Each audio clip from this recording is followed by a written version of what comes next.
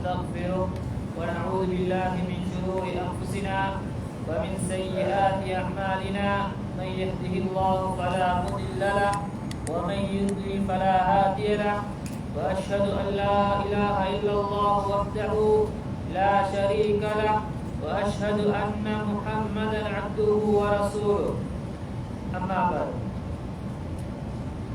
அன்பார்ந்த சகோதரர்களே, அல்லாஹ் தஆலா தன்னுடைய திருமறை குர்ஆனில் குறிப்பிடும் போது அவன் கூறுகின்றான், وَهَلْ لَيْسَ لِلْإِنسَانِ إِلَّا مَا سَعَى وَأَنَّ سَعْيَهُ سَوْفَ يُرَى ثُمَّ يُجْزَاهُ الْجَزَاءَ الْأَوْفَى. அன்பார்ந்த சகோதரர்களே, அல்லாஹ் தஆலா குர்ஆனில் குறிப்பிடுகின்றான், மனிதனுக்கு தான் முயற்சித்ததை தவிர வேறு ஒன்றும் இல்லை.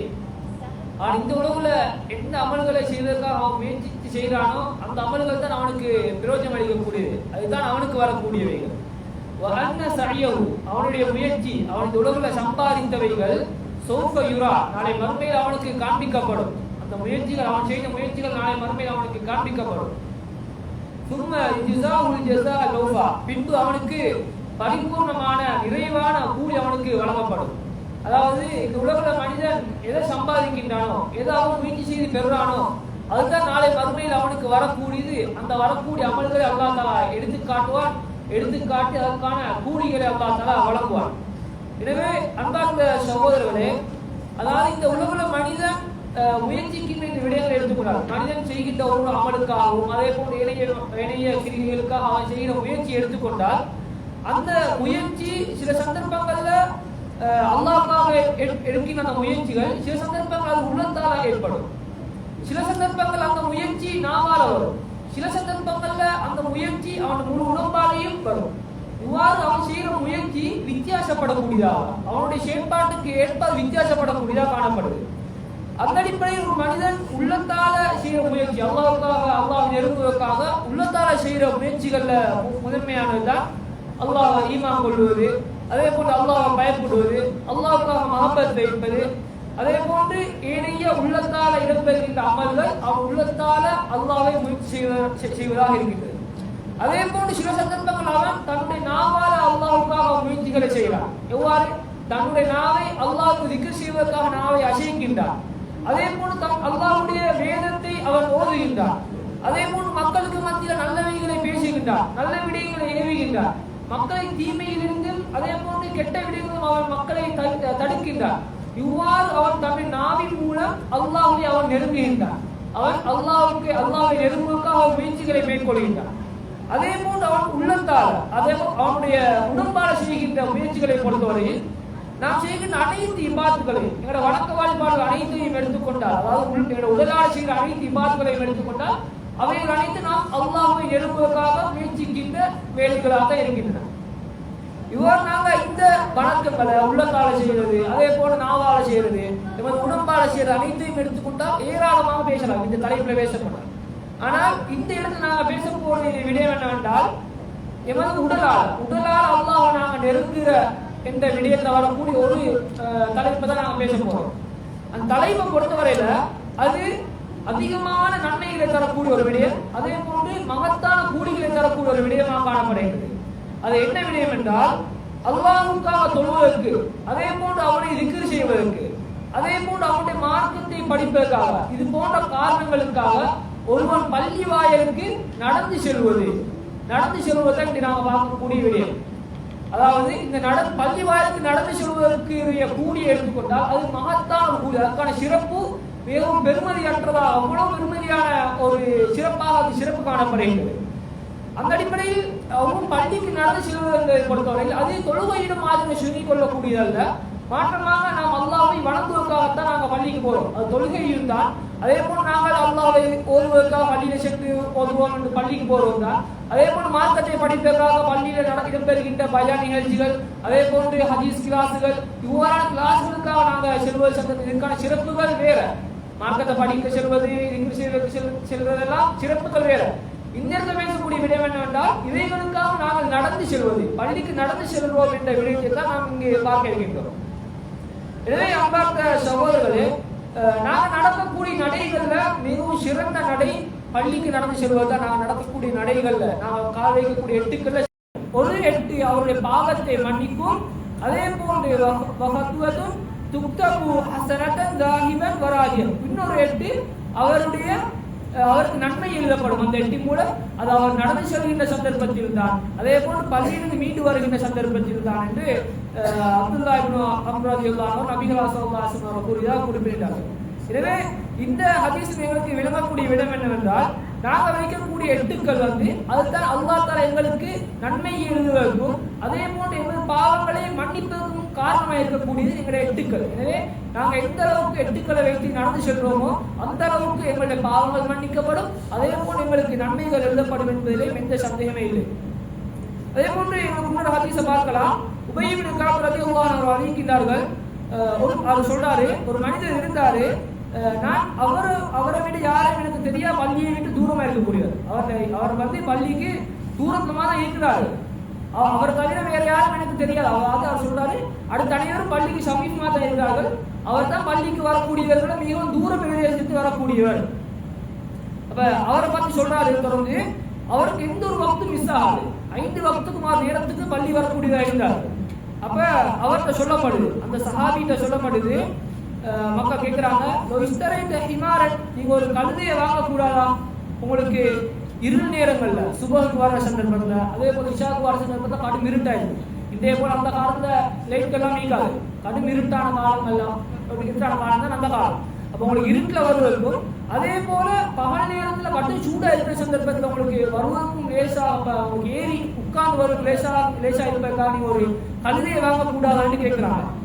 அப்ப அந்த சந்தர்ப்பத்துல அவர் சொல்றாரு, மா யசுருனி அன்ன மன்சிலி இலா ஜம்பில் மஸ்ஜிதி, எனக்கு என்னுடைய வீடு பள்ளிக்கு சமீபத்தில் இருப்பது எனக்கு சந்தோஷம் தராது. பள்ளிக்கு எந்த தூரத்தில் இருக்கிறதோ அந்த அளவுக்கு எனக்கு சந்தோஷம். இன்னி உரீது அன் யுக்தபலி மம்ஷாய இலா மஸ்ஜிதி, நான் பள்ளிக்கு நடந்து வர சந்தர்ப்பத்துல என்னுடைய கால்நடை என்னுடைய நடையுக்காக நன்மைகள் எழுதப்படுவதை நான் விரும்புகின்றேன். வரும் ஜூகி, இன்னும் நான் எனது வீட்டுக்கு திரும்பின சந்தர்ப்பத்தில் அவர் திரும்பி சென்ற சந்தர்ப்பத்தில் எனது எட்டுக்களுக்கு என்னுடைய நடைக்கு நன்மைகள் எழுதப்படுவதை நான் விரும்புகின்றேன்.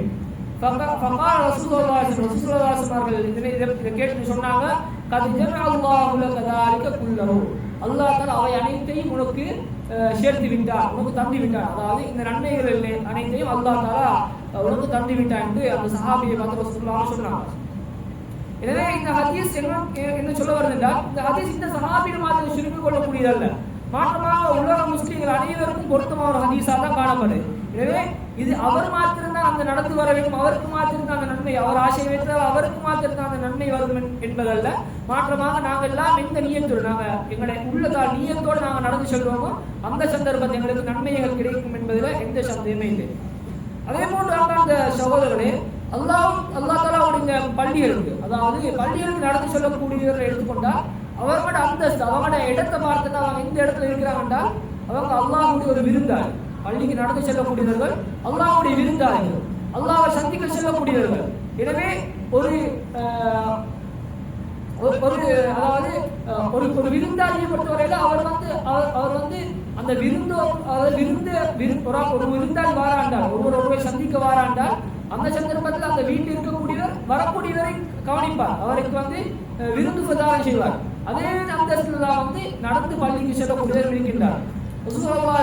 சொன்னார்கள், மன் கதா இல் மஸ்ஜித், யார் பள்ளிக்கு நேர காலத்துடன் நடந்து செல்கிறாரோ அஅத்தல்லாஹு லஹு ஃபில் ஜன்னதி நுஸுலன், அல்லாஹ் தஆலா அவருக்கு சுவர்க்கத்தில் ஒரு விருந்தை ஏற்பாடு செய்து வைத்திருக்கிறார். யார் பள்ளிக்கு, அதாவது அவர் ஒரு விருந்தாளியாக தான் பள்ளிக்கு செல்கின்றார். எனவே யார் பள்ளிக்கு நடந்து செல்கிறாரோ அவருக்கு அல்லாஹ் தஆலா விருந்தளிப்பதற்காக அவருக்கு ஒரு விருந்தை அல்லாஹ் தஆலா தயார்படுத்தி வைத்திருக்கிறார் என்பதாக ரசூலுல்லாஹி ஸல்லல்லாஹு அலைஹி வஸல்லம் அவர்கள் குறிப்பிட்டார்கள். எனவே அல்லாஹ் தஆலா எங்களை கவனிக்கிறார். நாங்கள் நடந்து பள்ளிக்கு செல்கிற சந்தர்ப்பத்தில் அல்லாஹ் தஆலா எங்களை ஒரு விருந்தாளியுடைய அந்தஸ்து எங்களை வைத்து அல்லாஹ் தஆலா எங்களை கண்ணியப்படுத்துகின்றார் என்பதில் எந்த சந்தேகமே இல்லை. எனவே அதற்கான கூலி அந்த விருந்து எங்களுக்கு நாளை மறுமையில, நாளை சுவர்க்கத்தில் எங்களுக்கு கிடைக்கும் என்பதில் எந்த சந்தேகமே இல்லை. அதே போன்று இன்னொரு தடவை ரசூலுல்லாஹி ஸல்லல்லாஹு அலைஹி வஸல்லம் சொன்னார்கள், மன் தவத்த ஃபீ பைத்திஹி, யார் தன்னுடைய வீட்டில் உது செய்து ஒழுங்காக அழகான முறையில் செய்கிறார். அழகான முறையில் செய்கிறார் என்றால் பரிபூர்ணமாக செய்வது.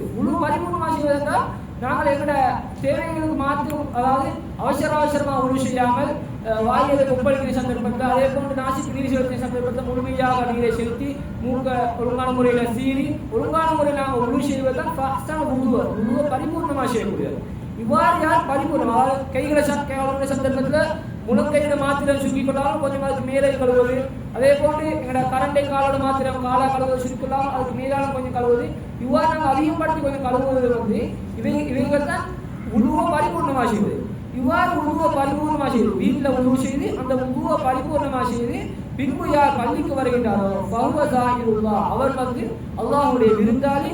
எனவே அந்த வீட்டில் இருக்கக்கூடிய அந்த விருந்தாளியை கவனிப்பது அவருடைய கடமையாக இருக்கின்றது. எனவே அல்லாஹ் தாலாவுடைய அல்லாஹ் தாலாவை சந்திக்கக்கூடியவர் தான் அந்த பள்ளிக்கு வரக்கூடியவர். குறிப்பிட்டார்கள். எனவே எனக்கு இந்த ஹதீஸ் என்ன விளக்குது என்றால், அல்லாஹ் தாலாவை பொறுத்தவரை அவன் அக்ரமுல் அக்ரமின், அதாவது கண்ணியப்படுத்தக்கூடிய எல்லாம் மிகவும் கண்ணியப்படுத்தக்கூடியவன். அதே போன்று கொடையாளர்கள்லாம் கொடையாளவர். அவனுடைய கண்ணியத்துக்கு அவனுடைய சங்கைக்கு நாங்கள் உள்ளாகிறோம் என்றால் இது எவ்வளவு ஒரு மகத்தான விடயம் என்பதை நாங்கள் சிந்திக்க வேண்டும். அடுத்ததாக அன்பார்ந்த சகோதரர்களே, இந்த பள்ளிக்கு நடந்து வரக்கூடியவரை பொறுத்தவரையில் அதாவது இரவு நேரங்கள்ல, அதாவது இருளுடைய நேரத்துல யார் இருளான நேரத்துல, அதாவது சுப தொழுகைக்கு, அதே போன்று இஷாவுடைய தொழுகைக்கான இருளான நேரத்துல யார் பள்ளிக்கு நடந்து வராரோ இவருக்கு தனி சிறப்பு காணப்படும். ஒரு ஹதீஸ்ல இருக்கின்றது எவ்வாறு என்றால், அவருக்கு நாளை மறுமையில பரிபூர்ணமான வெளிச்சம் கிடைக்கும். பரிபூர்ணமான வெளிச்சம் கிடைக்கும். ஏனென்றால் நாங்கள் இந்த உலகத்தில் செய்யக்கூடிய அமல்களை பொறுத்தவரையில நாங்கள் எவ்வாறு அமல்கள் செய்கிறோமோ அதற்கேற்ப தான் நாளை மறுமையிலே கூலி வழங்கப்படும். நாங்கள் இந்த இருளில் இந்த அமலை செய்வோம். இருளில் அல்லாஹ் தாலாவை வணங்குவதற்காக நான் நடந்து வருவோம் என்றால் அல்லாஹ் தாலாவுக்கு பாரமாக எங்களுக்கு வெளிச்சத்தை நாளை மறுமையில் தரலாம். அவனுடைய வெளிச்சம் எங்களுக்கு கிடைக்குது, அல்லாஹ்வுடைய நூறு எங்களுக்கு கிடைக்கின்றது. இதனை பற்றி ரசூலுல்லாஹி ஸல்லல்லாஹு அலைஹி வஸல்லம் குறிப்பிட்டார்கள், பஷ்ஷிரில் மாஷீன ஃபின் துலமி, இருள பள்ளிகளுக்கு நடந்து வரக்கூடியவர்கள் நீங்கள் நன்மாராயம் கூறுங்கள், பின்னூரின் தாம் யௌமல் கியாமா, நாளை மறுமையில பரிபூர்ணமான வெளிச்சம் அவர்களுக்கு கிடைக்கும் என்று அவர்களுக்கு நீங்கள் நன்மாராயம் கூறுங்கள். எனவே நாங்கள் இருள் வேலைகள்ல அல்லாஹ்வுடைய பள்ளிக்கு அல்லாஹ்வுடைய மஸ்ஜிதுக்கு நாங்கள் நடந்து செல்வோம் என்றால் அல்லாஹ் தான் நாளை மறுமையில எங்களுக்கு பரிபூர்ணமான வெளிச்சத்தை பரிபூர்ணமான அவருடைய நூலை எங்களுக்கு தருவான் என்பதில் எந்த சந்தேகமும் இல்லை.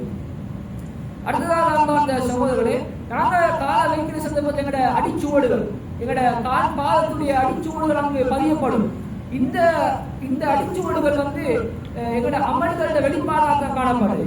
இவைகளுக்கும் எங்களுக்கு அதாவது நன்மைகள் எழுதப்படும். அல்லாஹ் தஆலா குர்ஆன்ல குறிப்பிட்டார், இன்னான இல்முதா வனக்துபு மா கத்தமு வஆசாரஹும், நாங்கள் தான் மரணித்தவர்களை எழுப்பாட்ட செய்கின்றோம், அதே போன்று நாங்கள் தான் அவர்களுடைய அமல்களை எழுதுகின்றோம், வஆசாரஹும், இன்னும் அவருடைய காலுடைய அடிச்சுவடுகளையும் நாங்கள் எழுதுகின்றோம், அவைகளுக்கு நன்மைகளை நாங்கள் வழங்குகின்றோம் என்று அல்லாஹ் தஆலா குர்ஆனில் கூறுகின்றார். அன்பார்ந்த சகோதரர்களே, எனவே நாங்கள் இந்த பள்ளிக்கு நடந்து செல்கின்ற வேலையை எடுத்துக்கொண்டால் இது மிகவும் முக்கியமான ஒரு மகத்தான அமலாக இருக்கிறது என்பதை நாங்கள் விளங்கிக் கொள்ள வேண்டும். இன்னொரு ஹதீஸ்ல வருவது எப்படி என்றால், ஜாபிர் ரலியல்லாஹு அன்ஹு அறிவிக்கின்றார்கள், அதாவது மஸ்ஜித் நபி அந்த பள்ளிக்கு சூழ அந்த இடத்துல பள்ளிக்கு சூழ இடங்கள் காணப்பட்டன, அதாவது மக்கள் வசிப்பதற்கு தாராளமாக இடம் இருந்தது. அந்த சந்தர்ப்பத்தில் பனு சலமா கோத்தினர், அதாவது சலமா கோத்தினர் பனு சலமாக்கள் அவங்க என்ன எங்க இருந்தாங்கன்னா பள்ளியை விட்டு தூரமான ஒரு பிரதேசம் தான் இருந்தாங்க. இப்ப பள்ளிக்கு பக்கத்துல வீடுகள் எடுப்பதற்கான வசதிகள் இருக்கின்றன, அவற்றை இடம் காலியாக இருக்கின்றதால அவங்க என்ன நினைக்கிறாங்கன்னா, நான் பள்ளி கிட்ட வருவோமே, எங்களுக்கு பள்ளி போர் லேசாக இருக்குமே அவங்க ஆசைப்படுறாங்க. அப்ப இந்த செய்தி ரசூலுல்லாஹ் கேள்விப்படுது, பனு சலமாக்கள் பள்ளிக்கு சமீபத்தில் முன்னெடுக்க போறாங்க என்ற ஒரு செய்தி ரசூலுல்லாஹ் கேள்விப்பட்ட போது ரசூலுல்லாஹ் கேட்டாங்க, எனக்கு இப்படி ஒரு செய்தி கேள்விப்பட்டது, நீங்க உங்களோட பள்ளிக்கு சமீபத்தில் தங்க போறீங்களான்னு கேட்கிறாங்க. அப்ப அவங்க சொல்றாங்க, ஓய்வு ரசூலுல்லாஹ் நாங்கள் அதான் விரும்புகிறோம். அப்ப ரசூலுல்லாஹ் சொன்னாங்க, யா பனி சலமா தியாருக்கும் துக்தது ஆசாருக்கும், தியாருக்கும் நீங்க உங்களோட வீட்டில் இருந்துக்கோங்க, எந்த வீட்டில் வசிக்கிறீர்களோ அந்த வீட்டில் இருந்துக்கோங்க, துக்தது ஆசாருக்கும் உங்களுடைய அடிச்சுவடுகளுக்கு நன்மை எழுதப்படும், நீங்க எந்த அளவு நடந்து வருகிறார்களோ அந்த அளவுக்கு உங்களுக்கு நன்மை எழுதப்படும். தியாருக்கும் துக்தது ஆசாருக்கும் என 2 தடவைகள் சொன்னாங்க, நீங்க உங்களோட வீட்டில் இருந்துக்கோங்க உங்களுக்கு நன்மைகள் எழுதப்படும் என்று. அதே போல் நண்பர்ந்த சகோதரர்களே, இந்த பள்ளிக்கு நடந்து வரக்கூடிய சந்தர்ப்பங்களுக்கு கிடைக்கக்கூடிய இந்த கூலி எடுத்துக்கொண்டால் நாங்கள் எந்த தூரத்திலிருந்து நடந்து வருகிறோமோ அந்த அளவுக்கு நன்மை அதிகமாக கிடைக்கும். நாங்கள் எந்த அளவு ஒருவர் தூரத்திலிருந்து வராரோ அவருக்கு தான் நன்மை கூட. ஏன்னா அவர் அதிகமான எட்டுக்களை வைத்து வருகிறார். இதனையும் ரசூலுல்லாஹி ஸல்லல்லாஹு அலைஹி வஸல்லம் ஹதீஸ்ல சொன்னாங்க, இன்ன அதமன் நாஸி அதிரன் ஃபிஸ்ஸலாத்தி, தொழுகையிலே கூலியால் மிகவும் அதிகமாக பெறக்கூடியவர், மகத்தான கூலிகளை பெறக்கூடியவர், தொழுகையில மகத்தான கூலிகளை பெறக்கூடியவர் அபது மிலிகா வம்சன் ஃபஅபது, அதாவது யார் அவர்கள் மனிதர்கள் அந்த தூர பிரதேசத்தில் இருந்தார்களோ அவர்கள் தான் அதிகமான நன்மைகளை பெறக்கூடியவர், மகத்தான கூலிகளை பெறக்கூடியவர்கள். அதே போல அதற்கும் தூரமாக இருக்கின்றார்களோ, தூரமாக இருக்கின்றவர்களுக்கும் தூரமாக யார் இருக்கின்றார்களோ அவர்கள் தான் அதிகமான கூலிகளை பெறக்கூடியவர் என்ற ஹதீஸ் புகாரி முஸ்லிம் போன்ற கிரந்தங்கள் தான் பதிவாகிறது. எனவே இந்த அதாவது அதிகமான அட்டுக்களை பெற வேண்டும், நாங்கள் அதிகமான எட்டுக்களை பெற வேண்டும் கடைசியை செலுத்தணும். சஹாபாக்களை பொறுத்தவரைக்கும் அவர்கள் அதிகமான எட்டுக்களை பெற வேண்டுவதற்காக அவர்கள் என்ன செய்வார்கள் என்றால் கால்களை கிட்ட கிட்ட வைத்து நடப்பார்கள். கால்களை பெரிய நீட்டமாக கால்களை வைத்து நடக்காமல் சிறிதாக, அதாவது சின்ன சின்ன எட்டுக்களை வைத்து நன்மைகள், ஒவ்வொரு எட்டுக்களுக்கு தான் நன்மை கிடைக்கும். அவ்வளவு தான் ஹதீஸ்ல வந்திருக்குது. இப்போ அந்த அடிப்படையில் அவங்க காலை ஃபாஸ்டா நடக்க மாட்டாங்க, காலை பெரிய அளவுல நீட்டம் வச்சு நடக்க மாட்டாங்க, காலை கிட்ட கிட்ட வச்சு தான் அவங்க நடக்கக்கூடியவர் இருந்தார்கள். ஏனென்றால் அவர்கள் முழுமையாக நன்மைகளை பெற வேண்டும், ஒவ்வொரு எட்டுக்களுக்கு நன்மை கிடைக்கப்பெற வேண்டும், அதே போல் அவர்கள் தரஜத்துக்கள் உயர்த்தப்பட வேண்டும், அதே போல் அவர்களுடைய பாவங்கள் மன்னிக்கப்பட வேண்டுவதற்காக அவர்கள் இவ்வாறு செய்யக்கூடியவர்கள். இதனை பற்றி இவ்வாறு செய்த சஹாபாக்களுமே முக்கியமாக அனஸ் இப்னு மாலிக் ரலியல்லாஹு அன்ஹு, அதே போன்று ஸைத் இப்னு சாபித் ரலியல்லாஹு அன்ஹு போன்றவர்கள் இந்த விடயங்களில் கரிசனை செலுத்தக்கூடியவர்களாக இருந்திருக்கிறார்கள். ஹம்மாத் இப்னு சலமா என்ற ஒரு தாபி சொல்றார், நான் ஒரு நாள் அனஸ் இப்னு மாலிக் ரலியல்லாஹு அன்ஹு அவருடன் தொழுகைக்காக சென்றேன். போற சந்தர்ப்பத்தில் தொழுகைக்கு இகாமத்து சொல்லப்பட்டது, வகது முகீமத்தி ஸலா, தொழுகைக்கு இகாமத்து சொல்லப்பட்டது. வகான உகாரிபு பைன ஹுதா, அப்ப தொழுகைக்காக செல்லப்பட்டு அந்த அனஸ் இப்னு மாலிக் ரலியல்லாஹு அன்ஹு என்ன செய்யறாங்கன்னா மெதுவா, அதாவது மெதுவாக இல்ல, காலை எட்டுக்களை கிட்ட கிட்ட வைத்து நடக்கிறாங்க. அப்ப அவர்கிட்ட நான் சொன்னேன், அவரை கேட்கிறார், இந்த அனஸ் இப்னு மாலிக் ரலியல்லாஹு அன்ஹு அவர்களே இந்த ஹம்மாத் இப்னு சலமா பார்த்து கேட்கிறாரு, அதத்திரி லிமா ஃபதஹாதா, ஏன் நான் இப்படி செய்யறேன்னு உங்களுக்கு தெரியுமா? அவர் சொன்னாரு, ஏன் நீங்க அப்படி செய்றீங்கன்னு கேட்கிறாரு. அப்ப அவர் சொன்னாரு, கலா ஃபஅலபி ஸைத் இப்னு சாபித், அனஸ் இப்னு மாலிக் ரலியல்லாஹு அன்ஹு சொல்றாங்க, இவ்வாறு தான் ஸைத் இப்னு சாபித் ரலியல்லாஹு அன்ஹு அவர்கள் செய்தார்கள். ஏனென்றால் யகூன அக்ஸர் லில் கத்வினா, எங்கட எட்டுக்கள் அதிகமாகுவதற்கு, அவர்களும் இவ்வாறு செய்தார்கள் என்று அனஸ் இப்னு மாலிக் ரலியல்லாஹு அன்ஹு சொன்னாங்க. எனவே நாங்கள் பள்ளிகளுக்கு நடக்கின்ற சந்தர்ப்பத்தில் நாங்கள் எட்டுக்களை கிட்ட கிட்ட வைத்து நடப்பது ஒரு சுண்ணத்தாக காணப்படுகிறது. அவ்வாறு கிட்ட வைத்து நடப்பதனால எங்களுக்கு நன்மைகள் அதிகரிக்கும் என்பதில் எந்த சந்தேகமே இல்லை. எனவே நாங்கள் முஸ்லீம்களாக இருக்கக்கூடிய நாங்கள் பள்ளிகளை தொழுகைக்கு எப்போ பள்ளிக்கு செல்லக்கூடியதாக இருக்கின்றோம். எனவே இவ்வாறான பள்ளிக்கு செல்கின்ற சந்தர்ப்பம் நாங்கள் உதுவை எங்களை வீட்டில் இருந்தே இருக்க வேண்டும். உதுவை வீட்டில் எடுத்து பள்ளிகளுக்கு நடந்து செல்ல வேண்டும். நடந்து செல்கின்ற சந்தர்ப்பத்தில் நாங்கள் அல்லாஹ் தஆலாவின் நன்மை எதிர்பார்த்தவர்களாக செல்ல வேண்டும். அந்த நியத்துகள் இருக்க வேண்டும். நாங்கள் எந்த ஒரு அமலை செய்வதாக இருந்தாலும் அதற்கான நியத்துகளை உள்ளத்தில் இருக்க வேண்டும். அவ்வாறு நாங்கள் செய்கின்ற சந்தர்ப்பத்தில் எங்களுக்கு சக்கீனத், அல்லாஹ்வுடைய சக்கீனத் கிடைக்கும். அதே போல் எங்களுடைய பாவங்கள் மன்னிக்கப்படும், எங்களுக்கு நன்மைகள் எழுதப்படும் என்பதில் எந்த சந்தேகமே இல்லை. அன்பார்ந்த சகோதரர்களே, தொடர்ந்து இமாம் இரண்டாவது குத்துபால பேசினார்கள், அதாவது நீங்கள் அல்லாஹ்வுடைய வீடுகளை நிர்வகிக்கக்கூடியவர்களாக இருங்கள். அல்லாஹ்வுடைய வீடுகளை நிர்வகிக்கக்கூடியவர்கள் எடுத்துக்கொண்டால், அதாவது உம்மார் இல்லை, அல்லாஹ்வுடைய வீட்டை நிர்வகிக்கக்கூடியவர்கள், பள்ளிகளை நிர்வகிக்கக்கூடியவர்கள் எடுத்துக்கொண்டால் 2 முறை எங்களுக்கு நோக்கலாம் இல்லை. பள்ளி நிர்வகிக்கக்கூடிய சந்தர்ப்பத்தில் பள்ளிகளை கட்டி பள்ளிகளை பரிகாரம் செய்து, அதாவது பள்ளியை நிர்வகிக்கக்கூடிய நிர்வாகிகளுக்கு அடிப்படையில் பார்க்கலாம். அதே போல் இன்னொரு கோணத்தில் பார்த்தா பள்ளி நிர்வகிக்கக்கூடியவர்கள் பள்ளியில் அமல்களை செய்து, பள்ளியை நேரத்துக்கு தொழுது, பள்ளியோட அவருடைய உள்ளத்தை பள்ளியோட நெருக்கமாக வைத்து அமல்களை செய்து ஐவேளை தொழுகைக்கு வரக்கூடிய இவ்வாறு நிர்வகிக்கக்கூடியவர்களை பற்றி இந்த இடத்துல பேச போறாங்க. அதாவது இவர்களை பற்றி அல்லாஹ் தஆலா குர்ஆன்ல குறிப்பிட்டார், ஃபீ புயூத்தின் அதினல்லாஹு வ துர்ஃபா வ யுذكر فيها اسم الله ويذكر فيها اسمه يسبح له فيها بالغدو والآصال. ஃபீ புயூத், சில வீடுகள்ல அல்லாஹ் தஆலாவுடைய பள்ளிகள்ல அல்லாஹ் கட்டளை இடுகின்றான். இதற்கு அத்துர்ஃபா, அந்த பள்ளிகள் கண்ணியப்படுத்தப்படுவதற்கு, மகத்துவப்படுத்தப்படுவதற்கு அல்லாஹ் தஆலா கட்டளை இடுகின்றான்.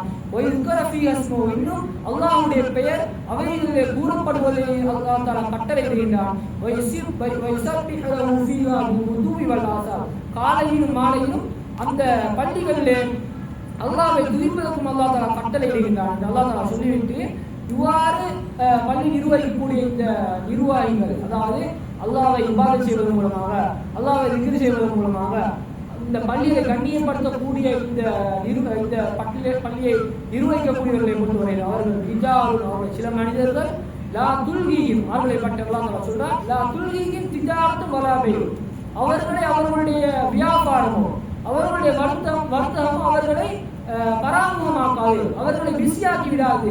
எதை விட்டு பிஸியாக்கி விடாது என்றால் அன்திக்ரில்லாஹி வைகாமி ஸலாத்தி வைதாயி ஸகாத்தி, அல்லாஹ்வை திக்ர் செய்வதை விட்டும், அதே போன்று தொழுகையை நிலைநாட்டுவதை விட்டும், அதே போன்று ஜக்காத் கொடுப்பதை விட்டும், அவர்களை இந்த வணக்கங்களை விட்டும் அவர்களுடைய வியாபாரம் அவர்களுடைய வர்த்தகம் அவர்களை பிஸியாக்காது, அவர்களை பராமுகமாக்காது. எனவே அவர்களுக்கு மத்தியில் வியாபாரங்களை செய்வார்கள், அவர் உலக விடயங்கள் ஈடுபடுவார்கள், தங்களுடைய வர்த்தகங்களில் ஈடுபடுவார்கள். என்றாலும் அவர்கள் இபாதத்தின் வருகிற சந்தர்ப்பத்தில் வணக்க வழிபாடுகள் வருகின்ற சந்தர்ப்பத்தில் டைமுக்கு தொழக்கூடியதாக இருந்தார்கள், தொழுகையை வணக்க வழிபாடுகளை உலக விடயங்களுக்கான உட்படுத்தக்கூடியதாக இருந்தார்கள். உலகம் என்று அவர்கள் வாழவில்லை, மறுமைக்குரிய விடயங்களை அவர்கள் உட்படுத்தக்கூடியவர்களாக இருந்தார்கள். அவர்களை பொறுத்தவரை அல்லாஹ் தொடர்ந்து சொல்றார், யகாஃபூன யௌமன், அவர்கள் ஒரு நாளை பயப்படுறாங்க. அந்த நாள் எப்படி என்றால் ததகல்லபு ஃபீஹில் குலூப் வல் அப்சார், அந்த நாள்ல உள்ளங்கள் அதே போன்று பார்வைகள் பிறழக்கூடிய அந்த நாளை, மறுமை நாளை அவர்கள் பயப்படக்கூடியதாக இருக்கிறார்கள். அந்த பயத்தின் காரணமாக அவர்கள் இந்த உலக வாழ்க்கையில மூடாமல் அவர்கள் மறுமையுடைய விடயங்களை இபாத்துடைய விடயங்களை உட்படுத்தக்கூடியதாக இருந்தார்கள். தாங்கள் வியாபாரத்தில் ஈடுபடுவார்கள், தொழுகைக்காக அதான் சொல்லப்பட்டால் நேரத்துக்கு பள்ளிக்கு சென்று தொழுகையை இமாம் ஜமாத்தை நிறைவேற்றக்கூடியதாக இருக்கிறார்கள். இவர்கள் தான் பள்ளியை நிர்வகிக்கக்கூடிய அந்த நிர்வாகிகள் என்று அல்லாஹ் தாலா குறிப்பிட்டார். அதே போல தொடர்ந்து அல்லாஹ் தாலா சொல்றார், ஏனெனில் இவ்வாறு செய்கிறார்கள் என்றால் அவர்கள் செய்ததற்காக அல்லாஹ் தாலா சிறந்த கூடிய அவர்களுக்கு வழங்க வேண்டும் என்பதற்காக அவர்கள் இவ்வாறான அமல்களை இவ்வாறு அவர்கள் அமல்கள் செய்கின்றார்கள் என்று அல்லாஹ் தாலா குறிப்பிடுகிறார்.